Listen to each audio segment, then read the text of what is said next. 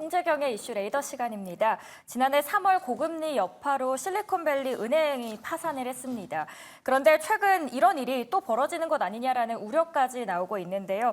이번엔 고금리와 함께 상업용 부동산이 원인으로 지목이 되고 있는데요. 이 시간 자세하게 다뤄드리도록 하겠습니다. 오늘 함께하실 분은 디멘전 송재경 대표입니다. 안녕하세요. 네, 안녕하세요.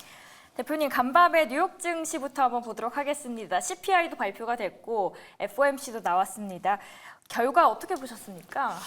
그냥 하나로 요약이 될 수 있을 것 같습니다. 그러니까 미국의 그 10년, 그러니까 2년물 금리, 그러니까 연준의 기준금리를 가장 잘 쫓아가는 미국의 그 2년물 금리가 장 초반에는 CPI 발표에 환호해서 급락을 했죠. 많이 빠졌다가 나중에 FOMC 그 기자회견이 열리는 동안 그 하락폭을 많이 만회하면서 한 절반 정도를 다 끌어올렸어요. 지금 차트가 열려 있네요.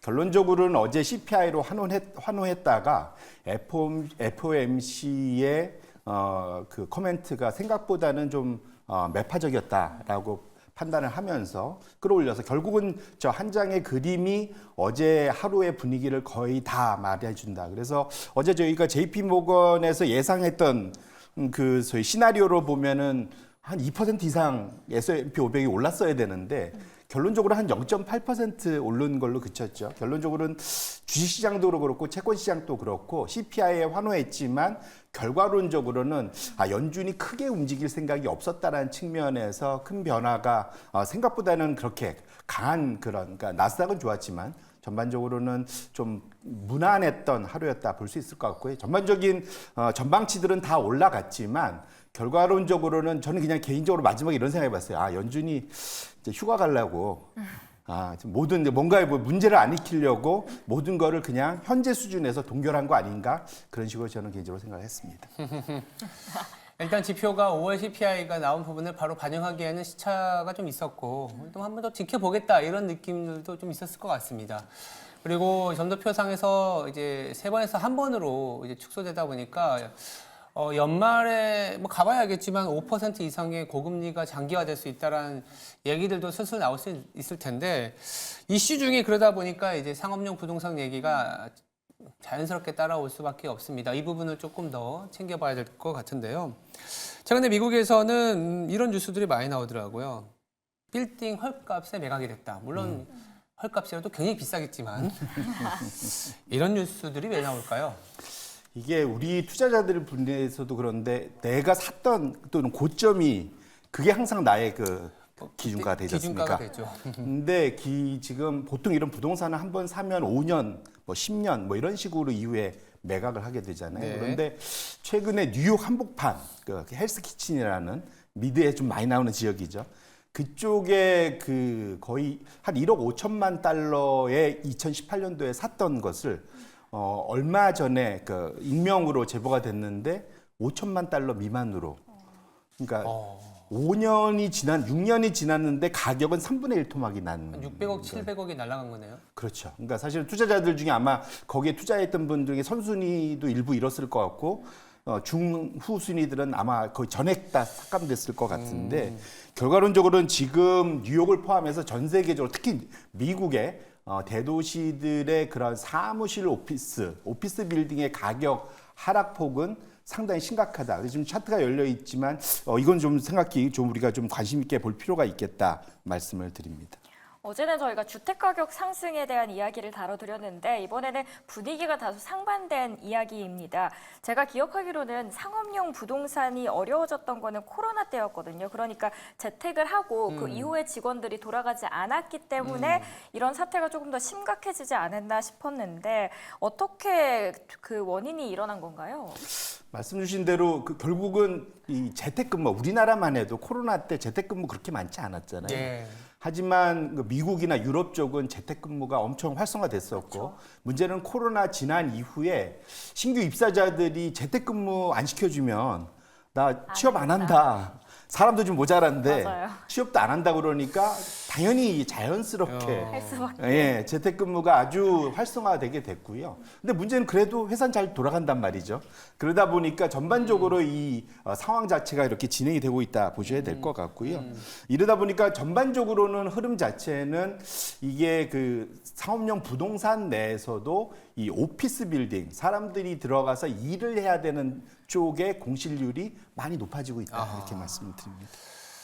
참 재택근무를 하다 보니 공실률이 높아졌다. 왜냐하면 미국 경기는 지금 어느 때보다 뜨겁지 않습니까? 네. 근데 이제 상업용 부동산과 연결되어 있는 부분이 바로 이 은행권, 특히 지역은행, 지방은행이거든요. 익스포저라고 하죠. 대출을 빌려준 주체자들이. 그러면 이제 상업용 부동산이 약간 문제가 된다 그러면 결국 또 미국의 지역은행들이 또 안 좋은 뉴스들이 나오지 않을까라는 의심 내지는 불안이 좀 있거든요. 이게 미국 시장은 어제도 또 신고가를 찍은 셈이 됐죠. 네. 전반적으로 미국 시장에 특히 주식 시장은 워낙 화랑을 보이고 있는데 네. 적어도 작년 3월 이후에는 미국의 은행주들은 그만큼 혜택을 보지는 못하고 있다는 게 첫 번째고요. 네. 문제는 그 안에서도 말씀 주신 대로 지역은행의 주가 흐름이 상당히 안 좋다. 지금 차트가 열려 있지만 네. 작년 3월에 실리콘밸리 파산 사태 이후에 그 은행주들이 전반적으로 급락을 한번 했었고요. 그 이후에 회복세를 보이고는 있지만 전체적인 시장 흐름에서는 좀 동떨어져 있는 상태고 붉은색 선이 대형 은행주 ETF입니다. 네. 근데 밑에 검정색 선이 지역은행 ETF거든요. 지금 보시면은 연초위에 마이너스 한 10, 한 2, 3% 정도 돼 있고요. 작년 그런 이제 그 소위 실리콘밸리 이전에 비해서도 전혀 회복을 거의 못 하고 있는 그런 상황. 결론적으로는 최근 들어서 작년 말 올 초 들어오면서 미국의 주요 지역 은행들 간의 그러한 그 부도 우려, 잡음들이 이제 크게 늘어나고 지역 은행에 대한 공매도가 급격히 늘면서 최근 들어서 다시 한번 지역 은행발 위기가 다시 오는 거 아닌가 이런 우려를 자아낼 만큼 현재 시장에서 동떨어진 지역 은행주 주가에 한번 관심을 가질 필요가 있겠다 이렇게 말씀드립니다. 전문가들 사이에서는 이게 드러나지 않을 뿐 불안 요인은 계속 있다라는 의견들이 있는데 대표적인 게 이른바 좀비 임대입니다. 올해에는 좀 잘 넘겨갈 수 있을까요? 결과론적으로는 일단은 사람이 들어와야 되죠. 아까 말씀드린 대로. 그런데 이게 말씀드린 그 코로나 이후에 특히 오피스 빌딩 중심으로 공실률이 줄 기미가 안 보입니다. 그래서 평균적으로 과거에 미국의 오피스 빌딩의 그 소위 공실률은 한 5, 6%대였는데 지금 보시면 맨 위에 있는 겁니다. 녹색선인데 지금 20%에 육박을 해버렸잖아요. 그러니까 전혀 돌아올 기미가 안 보이다 보니까 아까 말한 이제 소위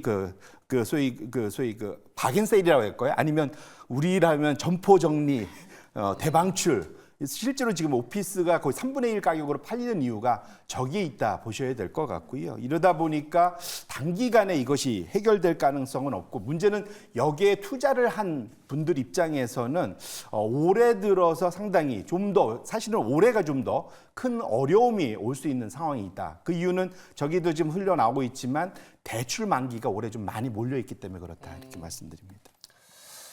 지금 고금리로 인해서 표면적으로는 뭐 S&P나 나스닥이 사상 최고치를 그리고는 있지만 이 부분은 뭐 빅테크라든지 초대형주가 이끌어가는 거고 이 안으로 보면은 지역은행이나 은행권은 뭔가 약간은 좀 고금리의 리스크가 좀 잠재하고 있다 이 정도로 좀 봐주시면 될 것 같습니다.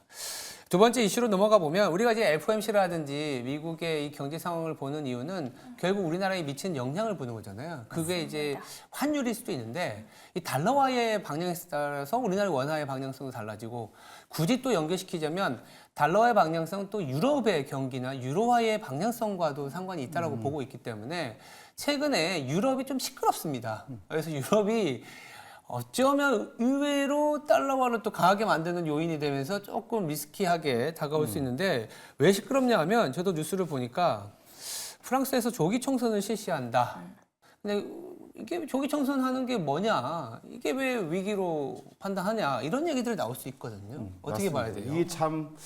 이게 저 멀리 비행시간으로 한 13시간, 14시간 저 멀리 있는 나라에서 벌어지는 선거 이슈 때문에 뭐 미국 대선이 워낙 중요하긴 하겠지만 유럽의 특히 프랑스의 그 총선 국회의원 뽑는데 우리가 이렇게까지 신경을 써야 되느냐 이게 좀 이해가 안 갈 텐데요. 문제는 이것이 우리가 지금 불과 10년 전에 유럽의 금융위기가 떠올리고 또 불과 얼마 전에 16년도에 있었던 영국의 브렉시트 이런 것들이 전 세계에 큰 영향을 줬었던 것 때문에 지금 전 세계가 좀 주목한다 보셔야 될 것 같고요. 말씀 주신 대로 프랑스는 우리나라하고는 달리 5년에 한 번씩 국회의원을 뽑습니다.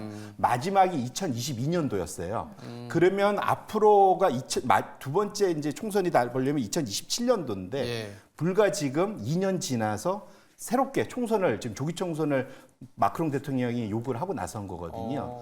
이유는 뭐냐면 소위 이제 마크롱 대통령의 반대쪽에 있는 극우파, 르펜이 이끄는 극우파가 상당히 다수석을 이번 유럽 의회에서 차지하면서 소위 마크롱 대통령이 앞으로 향후 3년 동안 정착하기가 만만치 않겠어. 그러다 보니까 신임을 묻는 이제 그런 상황이 됐다 보셔야 될 것 같은데 과거에 지금 최근에 보셨지만 이것을 시장에서 보는 것은 채권 시장이 가장 빠릅니다. 그렇죠. 뭐냐면 우리는 보통 국채 금리 대비 회사채의 그 스프레드, 신용 스프레드 보듯이 프랑스, 유럽 내에서는 프랑스 국채 대비 독일의 국채 스프레드를 보거든요. 독일이 제일 안전돼 있고 거기에 대비해서 더 비싸게 요구하면 그 나라가 어려워진다.